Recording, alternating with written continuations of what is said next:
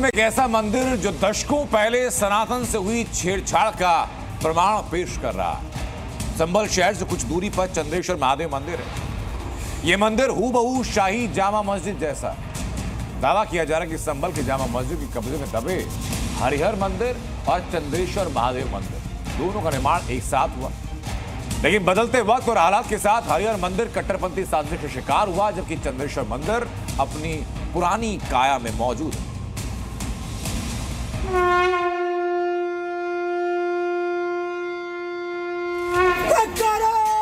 बजरंगी का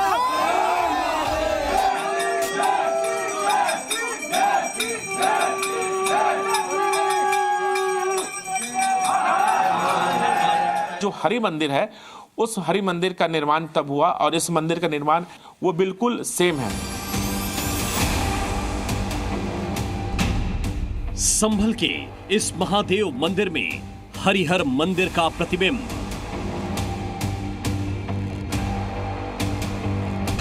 चंद्रेश्वर का गुप्त रास्ता हरिहर मंदिर तक जाता है।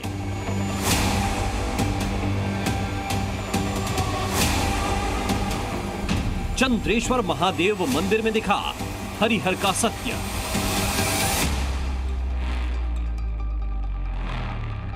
चंद्रेश्वर मंदिर का श्रृंगार, जामा मस्जिद जैसा आधार। हूबहू शाही जामा मस्जिद के अंदर का जो स्ट्रक्चर है उससे काफी कुछ मैच खाता है। यह है संभल का चंद्रेश्वर महादेव मंदिर, जो हूबहू हरिहर मंदिर जैसा दिखता है। वही हरिहर मंदिर जिसे तोड़कर जामा मस्जिद बनाए जाने का दावा किया जा रहा है।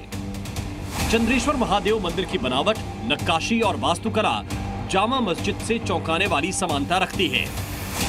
मंदिर के गर्भगृह के चारों ओर बने कमल के निशान वही कहानी कह रहे हैं जो मस्जिद के सर्वे में सामने आए थे। इतना ही नहीं, मंदिर का गुंबद, शिल्पकला और अंदर लगी घंटियों के लिए इस्तेमाल की गई चेन भी मंदिर के झूमर को थामने वाली चेन से मेल खाती है।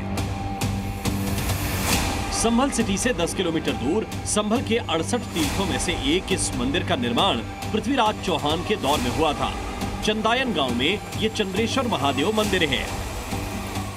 मंदिर का स्ट्रक्चर देखना बेहद जरूरी है और इस इतिहास में जाना इसलिए जरूरी है कि जो मंदिर का स्ट्रक्चर है उसे लेकर कई सवाल भी हो रहे हैं और इस मंदिर का जो स्ट्रक्चर है हूबहू बताया जाता है कि जो शाही जामा मस्जिद के अंदर का जो स्ट्रक्चर है उससे काफी कुछ मैच खाता है।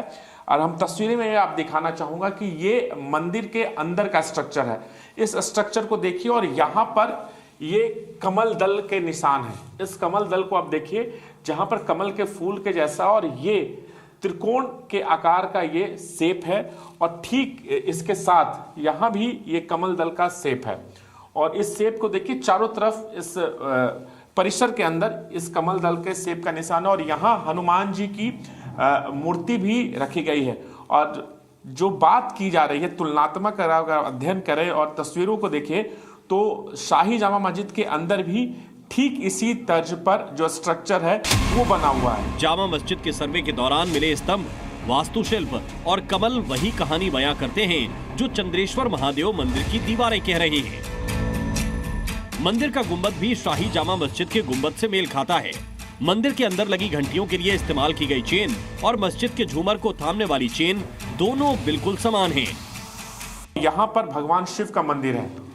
इसके साथ साथ ऊपर का एरिया आप देखिए, ये इसका शिखर है जिसे गुम्बद भी कहा जाता है और चारों तरफ ये स्ट्रक्चर बना हुआ। और ये चैन की बात आप कीजिए, जो सर्वे रिपोर्ट में भी आया था कि शाही जामा मस्जिद के अंदर भी एक चैन लटका हुआ था जहां पर झूमर लगा दिया गया था और इस मंदिर से भी लटकता हुआ ये चैन है।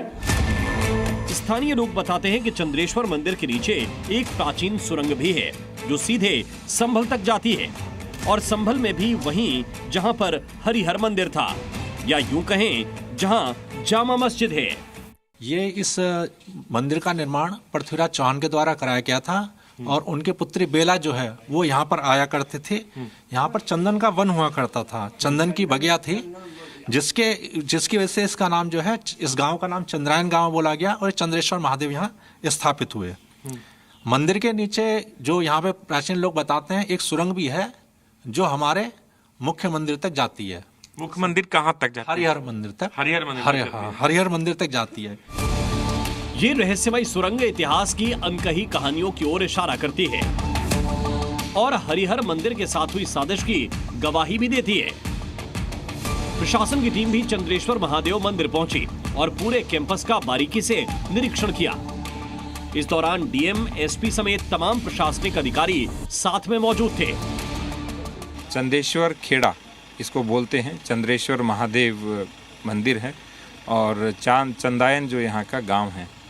तो कुल 84 बीघा भूमि तात्कालिक समय में बताई जाती है, लेकिन किस तरह से पशुचर की भूमि का और पेड़ लगाने की भूमि का पट्टा हुआ उसकी जांच करेंगे और यदि जांच में कुछ भी अनियमितता पाई जाती है तो फिर कार्रवाई भी की जाएगी और जो पट्टे हैं वो भी निरस्त किए जाएंगे। वर्तमान में 2 हेक्टेयर लैंड अभी इस चंद्रेश्वर महादेव तीर्थ के पास है, तो उसको सुरक्षित करवाया जा रहा है। कहा जाता है कि कभी इस मंदिर के अधीन 84 बीघे की जमीन होती थी, लेकिन मुस्लिम बहुल इलाके होने के चलते मंदिर की 66 बीघा जमीन का पट्टा मुस्लिमों के नाम करवा के कब्जा करवा दिया गया।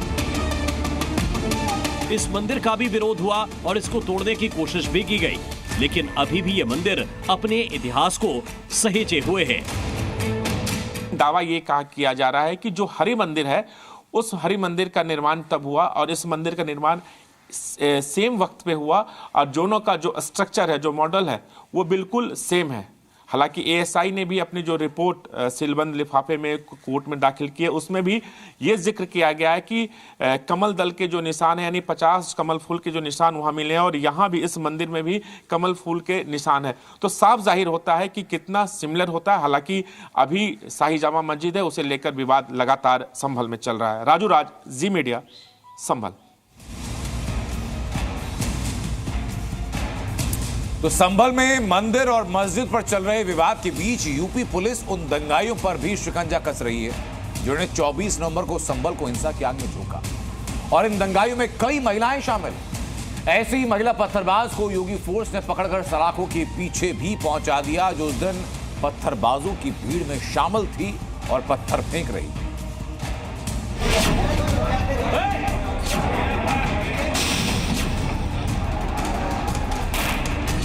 शिकंजे में संभल की महिला पत्थरबाज। पुलिस को बनाया टारगेट, अब सलाखों के पीछे। काली सूट पहने, फूलों वाली हरी शॉल ओढ़े और गुलाबी स्कार्फ चेहरे पर लपेटे इस महिला को देखकर आप भी सोच में पड़ सकते हैं कि आखिर इसने ऐसा क्या गुनाह कर दिया जो पुलिस ने इसे सलाखों के पीछे पहुंचा दिया। इसकी करतूत और असली पहचान के लिए आपको ये वीडियो दिखाते हैं।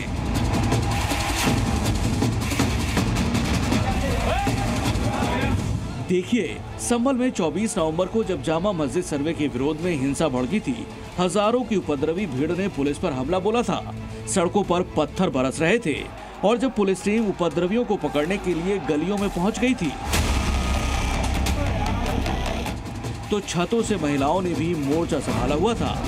मोबाइल कैमरे से रिकॉर्ड की गई ये तस्वीरें संभल के हिंदीपुर खेड़ा इलाके की हैं और अपने घर की छत से हथगोले के अंदाज में पत्थर फेंकती इस महिला का नाम है जिक्रा। पुलिस के पास इसकी तस्वीर कई दिनों से मौजूद थी और इसकी तलाश भी जारी थी। जिक्रा पिछले 40 दिनों से पुलिस की पकड़ से बची हुई थी, मगर आखिरकार नखासा थाना पुलिस ने इसे गिरफ्तार कर लिया। पुलिस द्वारा विभिन्न एजेंसीज और मुखबिर खास और तमाम तरीकों से आइडेंटिफाई करवाए जा रहे हैं कि हमारे जो भी अभियुक्त हैं, वांछित हैं, वो कहाँ कहाँ छिपे हैं। उसके अलावा हम इस पर भी कार्रवाई कर रहे हैं कि उन सबके NBW वारंट्स हैं, वो भी समय रहते इश्यू करवाए जाएं ताकि उनकी धरपकड़ है वो तेज गति से हो सके। कोई व्यक्ति कहीं भी छुपा रहेगा, संभल पुलिस है, उसको वहाँ से जरूर गिरफ्तार करके लेके आएंगे। इससे पहले संभल पुलिस ने 3 महिलाओं को छतों से पत्थरबाजी करने के आरोप में गिरफ्तार किया था। अभी और भी पत्थरबाजों की तलाश की जा रही है।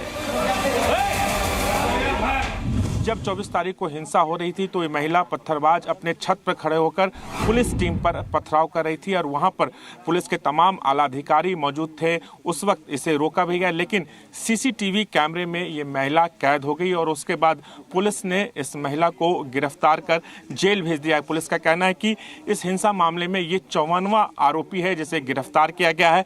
बाकी आरोपियों की भी तलाश जारी है। राजू राज, जी मीडिया, संभल।